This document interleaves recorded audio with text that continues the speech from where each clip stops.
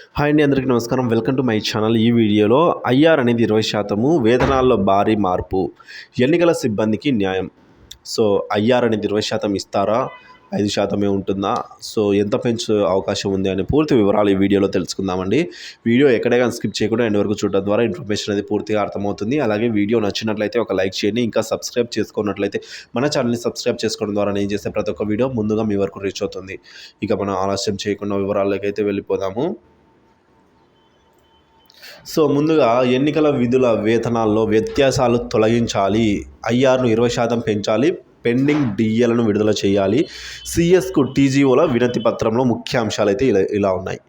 So ఎన్నికల వేతనాల్లో వ్యత్యాసాలు తొలగించాలి, ఐఆర్ను 20% పెంచాలి, పెండింగ్ డిఏలను విడుదల చేయాలని 3 ప్రామాణికంగా అయితే తెలియజేయడం జరిగింది. లోక్సభ ఎన్నికల్లో విధులు నిర్వహించిన అధికారులకు అందించే వేతనాల్లో వ్యత్యాసాలను తొలగించాలని రాష్ట్ర ప్రభుత్వ ప్రధాన కార్యదర్శి సిఎస్ శాంతికుమార్ని తెలంగాణ గెజిటెడ్ అధికారుల సంఘం కోరింది.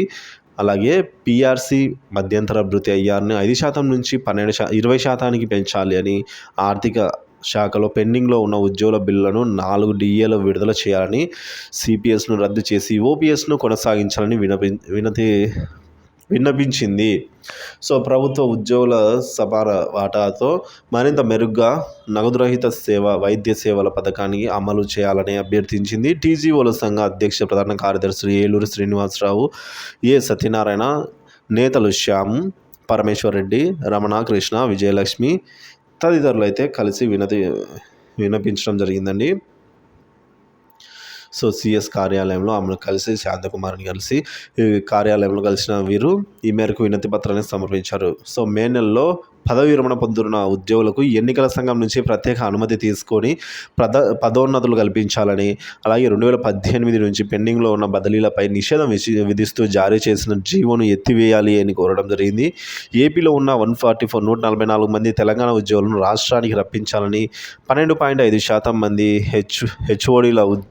హెచ్ఓడి ఉద్యోగులను సెక్రటేరియట్ సర్వీస్లోకి తీసుకునే జీవోలను అమలు చేయాలని అయితే కోరడం జరిగింది. అలాగే 317 జీవో సమస్యలను పరిష్కరించాలని, అదేవిధంగా గోనపల్లిలో 101 ఎకరాల ఇళ్ల స్థలాలను వెంటనే కేటాయించాలని, రంగారెడ్డి జిల్లా కలెక్టరేట్ ఉద్యోగులకు 24% హెచ్ఆర్ఏ వర్తింపజేయాలని టీజీఓల నేతలు కోరడం జరిగిందండి. సో వివరాలు అయితే ఈ విధంగా ఉన్నాయి. సో ముఖ్యంగా వీరు ఐఆర్ని 20% పెంచడం, అలాగే పెండింగ్ డిఏలను విడుదల చేయాలి, ఎన్నికల విధుల్లో వేతనాలు వ్యత్యాసాలు తొలగించాలని ముఖ్యంగా సిఎస్ శాంతకుమారిని తెలంగాణ గెజిటెడ్ అధికారుల సంఘం కోరడం జరిగింది. సో వివరాలు అయితే ఇలా ఉన్నాయి. వీడియో నచ్చినట్లయితే లైక్ చేయండి. ఇలాంటి వీడియోస్ కోసం మన ఛానల్ సబ్స్క్రైబ్ చేసుకోండి. Thank you for watching this video.